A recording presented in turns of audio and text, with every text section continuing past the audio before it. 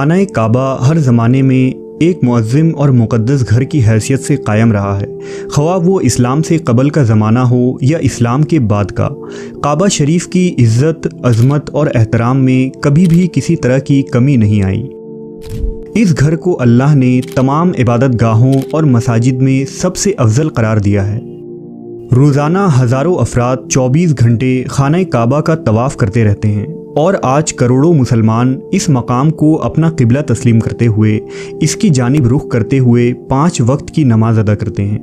کعبہ کی یہ عظمت کسی بندے کی دی ہوئی نہیں بلکہ اللہ تبارک و تعالیٰ کی عطا کی ہوئی ہے۔ ہر صاحب حیثیت مسلمان کا زندگی میں کم سے کم ایک مرتبہ کعبہ شریف کا حج کرنا فرض ہے۔ خانہ کعبہ کی عظمت کی وجہ سے اس علاقے کو حرم کا درجہ ملا ہے، جہاں ہر چیز کو امن و امان حاصل ہے، یہاں تک کہ یہاں درختوں کو کاٹنا یا پرندوں اور جانوروں کو ڈرا کر بھگانا بھی ممنوع ہے۔ تاریخ کے اوراق کو پلٹنے سے یہ پتہ چلتا ہے کہ خانہ کعبہ کو 1000 سالوں میں کئی مرتبہ ڈھایا گیا اور کئی مرتبہ اسے اثر نو تعمیر کیا گیا۔ بہت سارے پیغمبروں کا خانہ کعبہ سے تاریخی تعلق تھا اور اس مقدس گھر کے بے شمار معجزات و حقائق موجود ہیں۔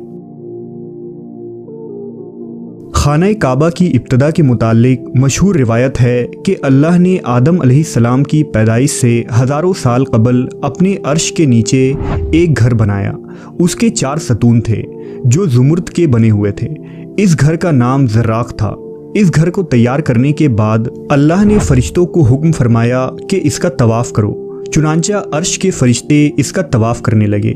اس گھر کا نام بیت المعمور ہے۔ پھر اللہ نے ان فرشتوں کو زمین پر بھیجا اور ان کو حکم دیا کہ بیت المعمور کے مانند زمین پر بھی ایک اور گھر تیار کرو۔ لہٰذا فرشتوں نے زمین پر عبادت کے لیے ایک مقام پر چٹان نما شکل کو بنا دیا، جس پر ہمیشہ 2 فرشتے معمور رہتے اور اللہ کی تسبیح بیان کرتے تھے۔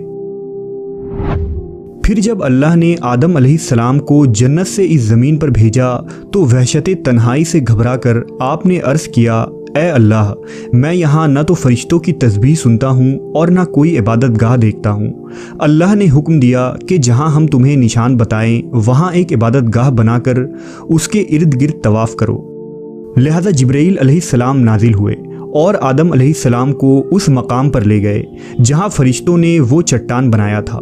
جبرائیل علیہ السلام نے اپنا پر مار کر 7 زمین تک بنیاد ڈال دی، جس کو فرشتوں نے 5 پہاڑوں کے پتھروں سے بھر دیا، جن میں کوہ لبنان، کوہ طور، کوہ جودی، کوہ ہرا اور کوہ زیتا شامل ہے۔ بنیاد بھر کر چاروں طرف دیواریں اٹھا دی گئیں اور اس طرف رخ کر کے آدم علیہ السلام اور اماں حوا نماز پڑھنے لگے، اور وہ اس گھر کا طواف بھی کیا کرتے تھے۔ حضرت آدم علیہ السلام کی اولادوں کے درمیان جب نااتفاقی پیدا ہوئی تو بنی قابیل نے ایک وقت میں بیت اللہ کو شدید نقصان پہنچایا۔ لہذا آدم علیہ السلام کے جانشین اور بیٹے حضرت شیث علیہ السلام نے کعبہ شریف کی دوسری مرتبہ مرمت کروائی۔ وقت گزرا اور اس زمین پر عظیم سیلاب آیا، جسے طوفان نوح کے نام سے یاد کیا جاتا ہے۔ روایت ہے کہ طوفان نوح کے وقت کعبہ کو آسمان پر اٹھا لیا گیا تھا۔ طوفان نوح ختم ہونے کے بعد خانہ کعبہ کے مقام پر سرخ رنگ کا ٹیلا نمودار ہو گیا، جس کے اوپر سیلاب کا پانی نہیں چڑھتا تھا۔ البتہ لوگوں کو علم تھا کہ یہ بیت اللہ کی جگہ ہے۔ طوفان نوح کے بعد یہ ریت اور مٹی کا ٹیلا لوگوں کے عقیدت کا مرکز بن گیا۔ مظلوم اور بیمار لوگ یہاں آتے اور اپنی پریشانیوں سے چھٹکارے کے لیے دعا کرتے۔ یہ عمل ایک لمبے عرصے تک یوں ہی چلتا رہا، یہاں تک کہ اللہ نے ابراہیم علیہ السلام کو مبعوث فرمایا۔ اللہ نے حضرت ابراہیم کو بیت اللہ تعمیر کرنے کا حکم دیا تو آپ علیہ السلام مکہ پہنچے۔ یہاں نہ کوئی عمارت تھی، نہ پانی تھا، اور نہ یہاں کوئی رہتا تھا۔ درختوں کے نام پر صرف ببول کی جھاڑیاں تھیں۔ حضرت ابراہیم کو حضرت جبرائیل نے اس جگہ کی نشاندہی کروائی جہاں پر کعبہ شریف موجود تھا۔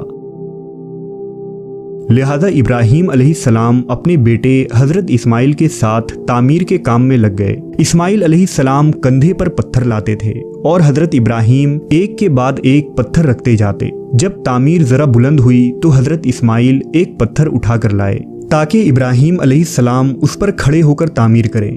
यहाँ खड़े होकर दोनों बाप बेटे दीवार उठाते जाते और दुआ करते जाते। हज़रत इब्राहीम ने बैतुल्लाह के पहलू में हजर इस्माइल पर एक छप्पर डाल दिया। छत पर पीलू के दरख्त की लकड़ियां लगा दी गईं। इसमें हजरत इस्माइल की बकरियां दाखिल होती और पनाह लेती थीं। हज़रत इब्राहीम ने बैतुल्लाह के अंदर एक कुआं भी खुदवाया। जब कोई शख्स काबा में दाखिल होता तो ये कुआं दाएं जानिब था। इसमें तोहफे और हदी रखे जाते थे। इब्राहीम अलैहिस्सलाम के बेटे इस्माइल अलैहिस्सलाम अपनी वालिदा हज़रत हाजरा के साथ मक्का में ही बस गए।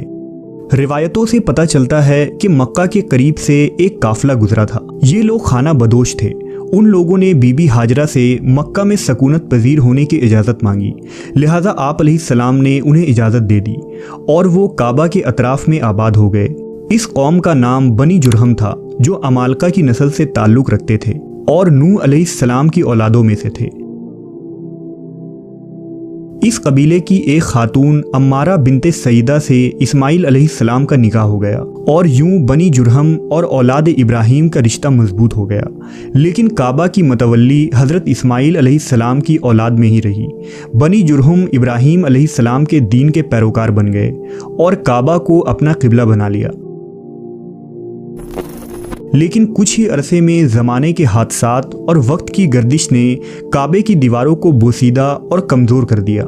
लिहाजा बनी जुरहम ने काबा शरीफ को दोबारा तामीर करवाया। कबीला जुरहम में जिस शख्स ने यह काम किया था उसका नाम हर्ष बिन मद्दाद असगर था। बनी जुरहम और बनु इस्माइल की आबादी अरब में खूब फली फूली और ये आहिस्ता आहिस्ता पूरे खित्ते अरब में आबाद हो गए। ये लोग इब्तदा में दीन इब्राहीम पर कायम थे, लेकिन आहिस्ता आहिस्ता जब उनमें शिर्क बुत परस्ती आम होने लगी तो ये देवी देवताओं की पूजा करने लगे, जिनके बुत बनाकर उन्होंने काबा के अतराफ़ में रख दिए। लेकिन ये लोग काबा को हमेशा मुक़द्दस मानते और साल में एक मरतबा काबा शरीफ का हज ज़रूर किया करते थे। उनमें एक मुअज़्ज़िज़ कबीला कुरैश था, जो इस्माइल अलैहिस्सलाम की औलादें थीं और यही लोग काबा के मुतवल्ली और वारिस थे। ये बैतुल्लाह की देख रेख, साफ़ सफाई, हाजियों का इंतज़ाम और तमाम उमूर सर अंजाम दिया करते थे और अरब के तमाम कबीले उनके मातहत थे।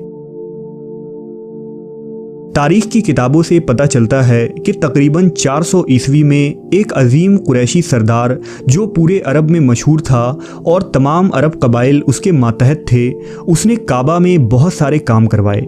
उस सरदार का नाम कुसै बिन किलाब था, जो हज़रत मोहम्मद सल्लल्लाहु अलैहि वसल्लम के जद्द अमजद थे। कुसै ने काबा के बोसीदा दीवारों की मरम्मत करवाई और खाना काबा के दोनों अतराफ़ में लकड़ी के दरवाजे लगवाए, जिनमें कफल डलवा दिए गए। इसके अलावा काबा शरीफ पर स्याह रंग का कस्बा बनवाकर उसे बतौर गिलाफ चढ़ाया गया, जिससे काबा की खूबसूरती में मज़ीद इजाफा हो गया। कुसै बिन किलाब के तामीर के कुछ ज़माने बाद एक अफसोसनाक वाक़या पेश आया। रिवायतों के मुताबिक एक रात कुरैश की एक औरत काबा को रोशन करने के गर्ज से रोशन दान में कुछ चिंगारियां लेकर अंदर दाखिल हुई। अचानक से कुछ चिंगारियां उड़कर गिलाफ काबा में लिपट गई और गिलाफ ने आग पकड़ ली। लिहाजा काबा की दीवारों में आग लग गई और बैतुल्लाह को गैर मामूली नुकसान पहुंचा।